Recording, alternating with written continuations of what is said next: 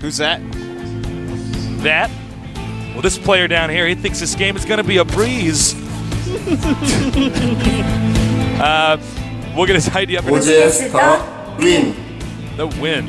He doesn't look as happy as he should be. Yeah, I think I'd have a big goofy smile on my face. I'm like, if I was on camera with her, I'd be like, TheWinD, though, very charming guy, works very hard as a coach. Now, to our Terra player, down here in the bottom left. I think we need to start having those gesticulations on camera, Artosis. I think that's the way we got to do it. What? Oh, gesticulate, like when you make motions with your hands. Oh, articulate stuff. All right. Thank you to our sponsors at LG, Intel, G-Skill. Thank you for making this event possible. You know, without sponsorship for events like this, these events just would not happen. You know, they just would not. Or they'd be on. tiny. You guys wouldn't even know about it. Yeah, man. Like make a little blog and stuff. Like, hello, we had a tournament today. Everyone's like, we don't care. There's no money. There's no money in the prize pool. Nobody cares if you want a T-shirt to that LAN cafe. And it's an American LAN cafe, so it might be going out of business really soon. Nobody cares. And as you can see, interesting move here from SuperNove. He's doing something quite similar to what we saw MC do. These guys, they like their economy tasteless. And a command center first against a hatchery first. That's going to make both of them obviously have supreme economies going into the game. Who will start making offensive units first? I do not know. Well, yeah, I'm not entirely sure what kind of push we're going to see from SuperNove because we don't see the strategy as much. We've seen barracks first and then a command center, but command center this quick. He's going to have a lot of mules, man. He's going to have a lot of mules, tasteless. Obviously, that's going to give him a pretty supreme economy, but let's not forget about the amount of larvae that TheWinD is going to have. Whenever you can hatchery first, it feels pretty good, tasteless. Yeah. You got a couple queens out, and I love what TheWinD is doing right now. Notice how he doesn't have a gas yet. Getting your gases a little bit later is going to result in so many more drones. You know, in these positions, this build, SuperNove, even though it is risky, he might actually manage to get away with it. I mean, there's cross spots. Well, TheWinD has made some Zerglings. In fact, he's making some more. So, it's going to be pretty interesting, this game. I don't think TheWinD has probably had as much experience against Command Center first. And, you know, a lot of people at home would probably think to themselves, well, is there really that much of a big difference between going Command Center first or just getting the Command Center right after the barracks? There really is, actually. The mule timing is mules different. Are awesome, and it's great to get them out as quickly as possible, but starting to make more SCVs, you're going to have a stronger economy overall. Yeah, and of course you get that additional scan if you need to early, so you can check and see so what's much. going You're on. going to have the second mule quicker. But what I really like about it is the additional production of SCVs. SCVs are really good. I love that. Did you see that? He's mining with one SCV on that yeah, it's orbital. cute, man. That's actually the cutest thing I've ever seen. And I have seen, Tasteless, I have 2 ferrets and a cat. And this might be cuter. Yeah, you do have 2 ferrets, man. Artosis actually has this one of the ferrets is like basically deaf. Yeah, he's a deaf and blind. ferret. He's got a Helen Keller ferret. No, he's not blind. You got a Helen Keller ferret, man. That's right, No, man. man, You're a he's good just person. deaf. You're taking care of that ferret, man. I actually Don't be mean to my ferret. I babysat your ferrets, man, for like 2 weeks, man. One of them took a dump in my skate shoes, man. Yeah, that's fine. That was a pretty big surprise, and I put my foot in that, all right? No, those things are pretty cute, though. All right. Well, we do have Reactor Hellion going, 3 barracks going up as well. May see some sort of timing push with that. You know, Hellion timing pushes can be quite nice early game against Zerg. You have to watch out for roaches, of course, but if you mix in some Marauders, it becomes quite a fearsome thing indeed. All right, the Hellions are going to basically deny most of the map control for Zerg for a little bit. That's why the strategy is pretty good. They do have the Overlords, of course, but, you know, if you drive out the Zerglings with the Hellions, and the Marines can actually just move out and shoot down the Overlords. Stim and 2 reactors on the way, so looks like we may be seeing a timing push, as discussed before. Uh-oh. Doesn't want to lose that. Oh, does lose 1. He did not want to lose that because it looks like... I wonder if he's going to get Blue Flame. He is getting a tech lab on the factory now. And course, Blue Flame quite helpful on Hellions to really Yeah. kill off those Zerglings. Kill them dead, tasteless. Now, in the middle of the map, we do have some Hellions killing off all the Zerglings, but never mind. We're not going to look at those. We're going to pretend that didn't happen. You know, I have to say, TheWinD is doing an excellent job of pushing the creep out. That's so important on a map this big. It really is. And notice the direction he's pushing it, not only towards the main base, but around the side, because a lot of times we do see tank pushes down there, as you were saying earlier, Tasteless. And you want creep to be there, because if it's not, A, he can build bunkers. B, you can't get over there quickly. You need to be able to engage as quickly as possible. So we see the layer going up. Rocks are being taken out at the third base. The roaches and lings is going to tear down these destructible rocks, and Zerg's going to expand again. And Zerg needs to expand as much as possible in these positions, because the farther Zerg away is from a Terran, the happier he is. Thank you, Yoda. Why are you like laughing at me? I don't know. The way you said that was funny, Tasteless. But you are completely correct. Well, I'm a dangerous nerd, man. I got the force is strong with me. You know what happens when I get on the ladder, man? What happens when you I pull out my lightsaber, nerd tries to grab his, I force choke him, force push him, take his points. Oh, wow. These poor nerds, man. You are actually brutal And to then them. I chop their nerd hands off, and I go, I am your father. And they go, oh my God, really? And I go, no, man. We're like the same age. What No, are you I'm doing? Tasteless, LOL. what Spire is happens. going up. Nice scan timing. Sees the Baneling Nest and the Spire being made. It's going to make him feel pretty safe for now. Sees that those two scary buildings are just on the way at the moment. Well, Now, you know, oh, sorry, go ahead. I was going to say, Tasteless, if I just No, may. please, no, you have the cause. You know, he is getting siege mode, getting a lot of tanks, getting a lot of Marines, getting a lot of medevacs. Looks like he's just going for a very standard Marine tank medevac army. You know, getting his upgrades going as well. But will he take a third, or will he just try to hit some sort of sick timing push? That, Tasteless, is the question. That is. That's at least my question. That's what I want to know. It's a good question. I think he is going to most likely go for a push. You know, it gets scary as TheWinD gets a lot of bases. He really knows what to do. Well, Yeah, TheWinD is somebody I think who gets better and better the longer the game goes on. yeah. I think Zerg is a race that gets better and better the longer the game goes on. Yeah, unless you're fruit dealer, and then for some reason the rules don't apply to you. Except in games where he gets 102 drones. Well, here's the thing. Baneling speed is on the way, but the Baneling Nest was slow. You know, he could have already had it if he had made the Baneling Nest to finish at the same time as the layer, but he did not. He started it after the layer was done. So now all of a sudden, this attack is pretty frightening. That spine crawler is not long for this world. Yeah, that's a Nice pretty spine ambitious spine crawler. All right. Never even got to burrow. Yeah. Now, I don't know what to say. I think, frankly, if he doesn't kill this push right here and reclaim that expansion, he's just going to lose. It looks like he's getting ready for a surround here. Baneling speed. He does not have This that. is really No, smart. not It's yet. almost done. He definitely will not engage until it is done. And he has enough units. Does he have enough to break this? Yeah, I think he does. When Baneling speed finishes, let those roaches and lings take a few of the hits, and he's going right before Baneling speed finishes. Oh, wow. I'm actually Like shocked. seconds before. Well, it looks like it's going to... That will, in fact, take this out. I don't know why he attacked before Baneling speed finished. Well, he wanted to save that hatchery, but Yeah, that's exactly the why. wind, you should have known that wasn't going to quite save the hatchery. Did try, though. And does not want to lose that. +1 is almost done. Oh! If he can just buy some time. Well, Tense game here. it is indeed 7 mutas being hatched. The natural hatch being hatched once again, I guess you'd call it as well. Yeah. Hatching up. And he's going to have to do some magical things with these mutas, because obviously losing that expansion, spending all those units, he's in a bad spot, Tasteless. 41 drones to 55 SCVs. SuperNove having moderate map control at this point. You know, he's flying around those medevacs, but he's got to be careful.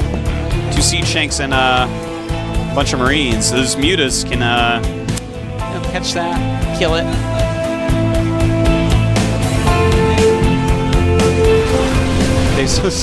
Yes. Say something. I'm sorry. I'm thinking about this game here with TheWinD and what he's going to do.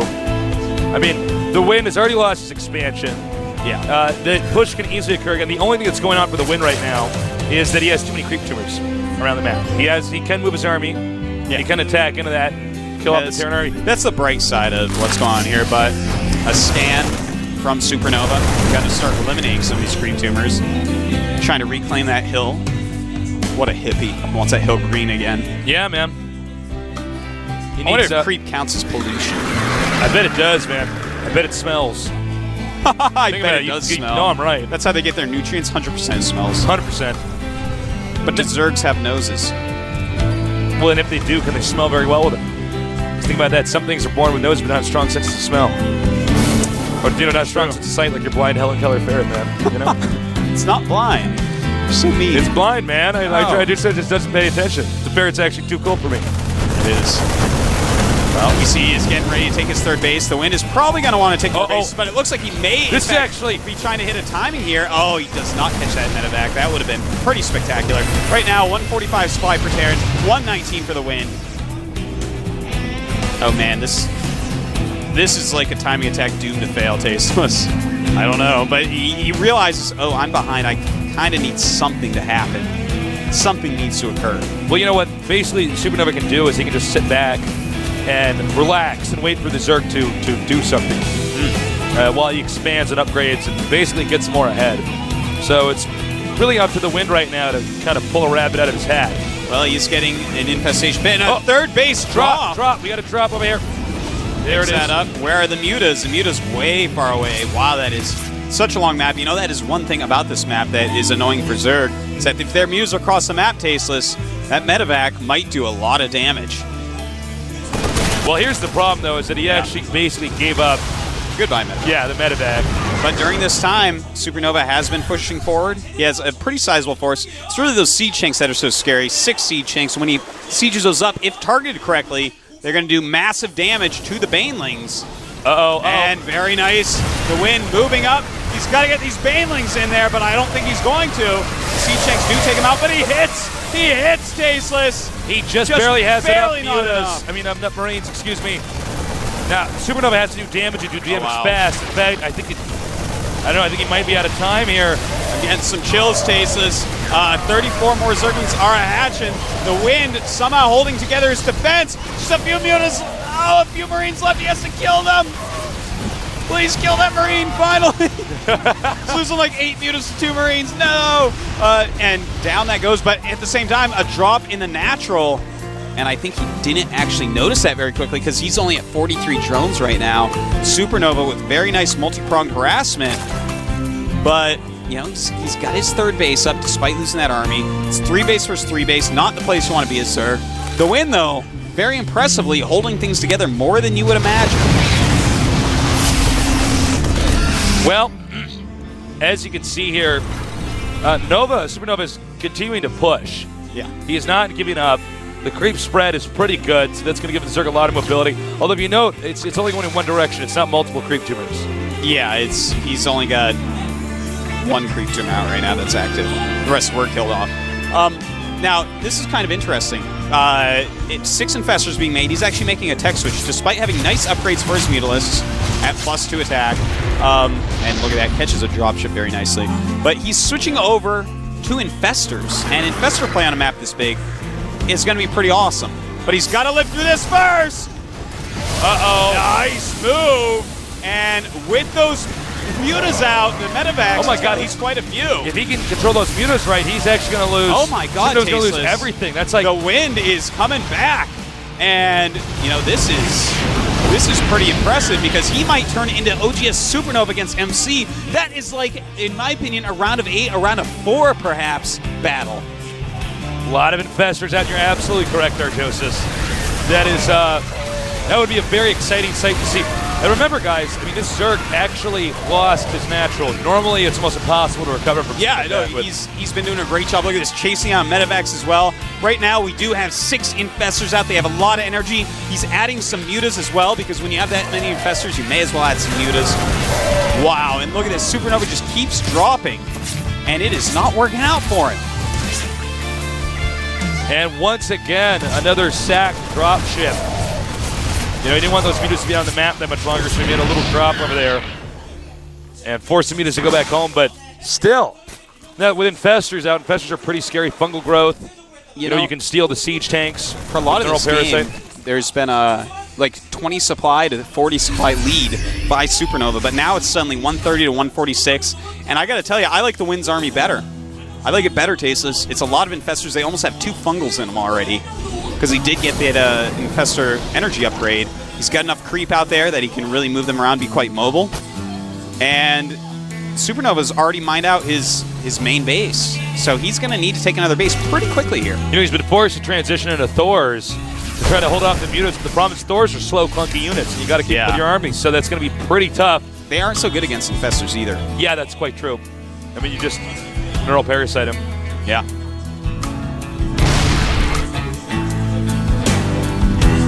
And the mutas are going to start doing some heavy damage, Tasteless. Taking out missile turret, taking out another missile turret. Now the SCD is going to have to run nothing up there. Stimming a bunch of Marines coming back. Thors as well, taking a pretty massive amount of damage with that volley, but the mutas do turn around. The infestors are going to give him complete control. Realistically here, the WinD should probably start taking bases. He can't really be attacked. He's got enough infestors out that it's going to take 4.5 days for SuperNova to actually attack across the map. And, magic boxing that Thor. Oh, sick. And, you know, I got to hand it to the WinD. He's doing a great job of keeping Terran at home. He's got a nice spread, so if Terran were to switch into Ghosts and EMP the infestors, we wouldn't hit all of them. Oh, nice. Fungal there. Oh, that is so sick. Oh, that is sexy, man. That didn't even occur to me he could do that. He's going to get another fungal. Man. And down go the Marines. The new fungal growth, ladies and gentlemen. So quick damage. Medevacs have no chance to heal. No chance at all. Terrible way to go, man. Fungal growth? Fungal growth. Yeah, it's like gangrene, but super quick. I'd want to be nuked. You'd rather be painless? Nuked? No, I want to be in a dropship as you just attack it. You're like, oh, this is just terrible, man. That'd be the scariest. Yeah, that would be the scariest. Never mind. I take that back. Like the little oxygen masks would just fall down. You'd be like, I'm going to die. Oh, God. You'd just be like there flying outside there with their shrimp-like bodies with bat wings. Shooting stuff at you. And look, I got to say, you know what the WinD is doing is he's just slowly chewing apart his opponent's army. Yeah, he is. He's whittling it down, Tasteless. Yeah. As if he is a wood carver and OGS SuperNova is a piece of wood that he wants to carve. Yeah, wow. Whoa, Shakespeare. You like that metaphor right there? I'm a powerful person with my words. You were a poet, and you weren't even fully aware of it. Oh, my God, every time you say that. Every time I say that to him, he's not kidding. He's like, dude, that's not funny. I'm like, yeah, it is. Oh, you know what's interesting? We're going to see, looks like Broodlords. Yeah. We have that Greater Spire making. He does already have the +2 attack, so Broodlord's a great choice at this point. I think, you know, SuperNova does not have a ton of time left. This 4th base he's taken, it's pretty far out. It's hard to control, especially with his main. Oh, man. Muta's just on top of everything here. It's like, oh, you want to expand LOL? I'm going to keep an eye on that now. So I was like, no! This is an interesting game here. I never would have guessed we'd be this late, you know, like into the late game. Yeah. This is basically like end game where the tech trees are finished. Here's the thing, though. The WinD is not actually playing this completely right. He is going to Broodlords, but he should have taken so many bases. He even has 800 minerals right now. If he just laid down 3 hatches around the map in different locations, the comeback potential of SuperNova would drop drastically. But as is, he's committed himself to win, specifically with the Broodlords. And the thing is, I think, you know, there's a very good chance that he will, but still. Is that the way you do it, Tasteless? I don't know. Well, I mean, you're absolutely right. In your head, you get more ahead. I don't know. Well, it's one of these, like, it's all or nothing. It all comes down to this one specific moment, and that's the way he decided to play this out. I mean, if we were watching Demago play, Demago would have taken like 3 more bases. We'd have seen a dramatic late game. But instead, what he's doing is just, like as you said, he's just going to get Broodlords. He's just trusting in the power of the Broodlords. And, well, there are a lot of Vikings being made. Right now, he does have 4 Vikings out, and he is making more out of his starport. But, you know, with Mutas out there and with Infestors, he should be able to hold it off. I mean, this should work, but we will see. Mutas right now hitting Terran's only expansion that he's made anytime recently. I feel like the Wind actually found that expansion way too late. I feel almost as if he was like playing the game. Did he not know about that expansion? I'm not sure when he found out about it. Because he would target so much for his position, but I think for some reason, because that was so undefended, and Terran got up so long ago, I think Zerg's like, oh my god, he's got a fourth base. Right now we do have a drop going up towards the Wind's only expand that he's been trying to make. Perfect drop timing as the hatchery finishes. Yeah, that was pretty beautiful, man. Yeah, that was a thing of art. We do have 3-3 on these Marines, so they're going to be pretty fearsome. The 2-0 Zerglings probably will not save this hatchery. And oh my god, it was so close. It was close, Stasis. But he lost that, and now Zerg has to attack. Well, right now, he actually lost all his mutas during this. He has 5 corruptors, though. Those are going to be pretty crucial. He has to keep his broodlords alive. They kind of have to go and kill. So we're going to see if that works out. He does have infestors left. He has 4 infestors left with a lot of energy. He has a lot of banes. Of course, the tanks on siege, very important. But where are your corruptors? Oh my god, he's bungled the Vikings. He's actually making all of his corruptors into broodlords. Yeah, this is something the Wind does. He decides he doesn't want anti-air. He doesn't want to keep broodlords alive. Yeah, banelings are coming down now, but I think that, with the lacking presence of broodlords.